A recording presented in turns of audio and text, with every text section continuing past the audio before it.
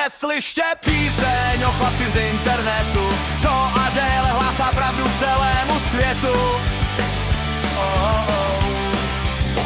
Jeho hlas rozhodně nedá se přeslechnout, na streamech nedá nám ani chvíli vydechnout.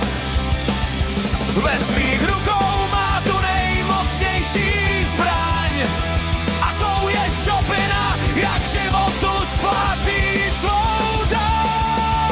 Jo, strážce internetu je naší komunity pánem, pro naši dobrou náladu je vždy záchranným lanem.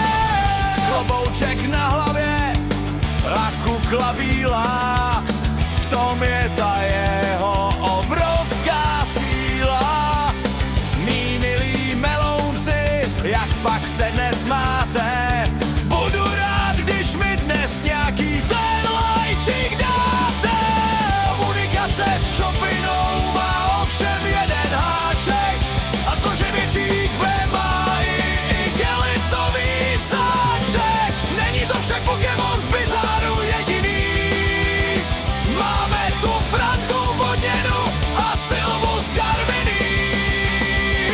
My jsme jeho komunita, co podrží ho vždy, když jiněm divní hejci vyprávějí lži. My budem těšit se na streamy příště, protože strážce je chlapík na správném místě. Na správném místě. Jo, strážce